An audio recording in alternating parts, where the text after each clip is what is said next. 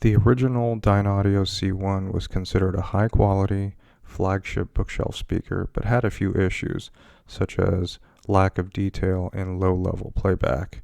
The Mark II version was released as a way to address some of these concerns with an updated crossover and new tweeter coating. This is a bit of a legacy speaker now that Dynaudio has updated their Confidence lineup with a new Confidence 20 speaker, but I still prefer the aesthetics of the old Confidence line. The C1 also comes in the Signature and Platinum versions, which are basically different finishes with longer warranties. The particular one I have here is the Mocha Signature Edition, which is a deep, dark brown, glossy wood finish with a very beautiful and textured wood grain. The C1 uses the famed 1-inch Dynaudio SOTAR 2 tweeter, considered one of the best soft dome tweeters around, and a large 6.6-inch woofer made out of a material Dynaudio calls MSP, or magnesium silicate polymer. The C1 is a medium-sized bookshelf speaker at slightly under 2300 cubic inches.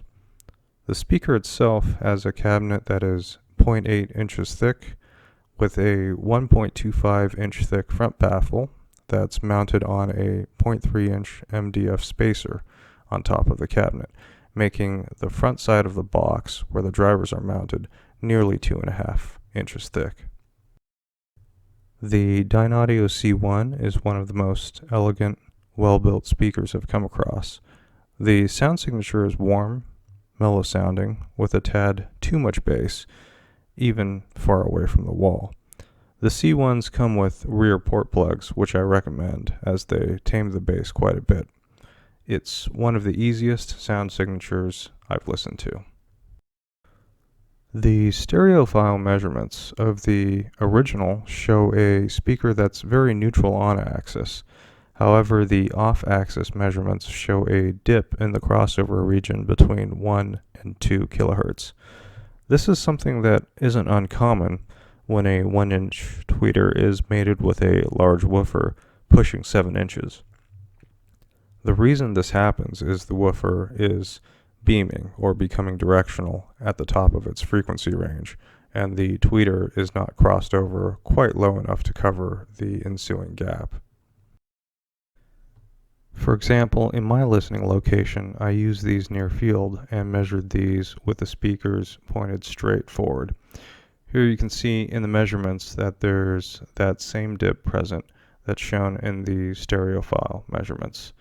That means these speakers will be sensitive to placement and ideally should be listened with the speakers towed in to the listener.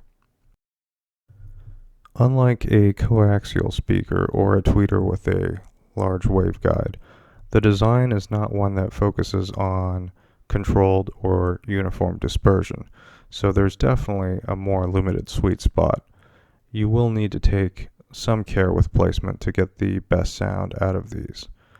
Also, because the dispersion pattern is not uniform, EQ will have some mixed results, as I did not personally like the resulting sound from EQ with Room EQ Wizard or with Dirac Live. Overall, I like the speaker, the presentation, and the sound signature, but I do think with a more modern speaker, you would want more uniform performance with dispersion. When I compared these to the Revel Performer 3 M105, a two-way bookshelf speaker with impeccable measurements, I actually preferred the imaging and the intelligibility of the M105s over the C1s for movies, although I prefer the more mellow sound of the C1 for music. I believe if bass performance were normalized, the M105 would be the better performer. Now, the decision to combine a large woofer with the 1-inch tweeter was a design decision based on the goals Dynaudio had with the speaker. In their Pro line, for example, they have the Lid 48, which is a 3-way speaker with a 4-inch mid-range and an 8-inch woofer. Now, aesthetically, it might not look as good, But this is the kind of design that does not have to trade off dispersion with bass extension, and I wish more manufacturers would consider offering something like this for their home audio speakers.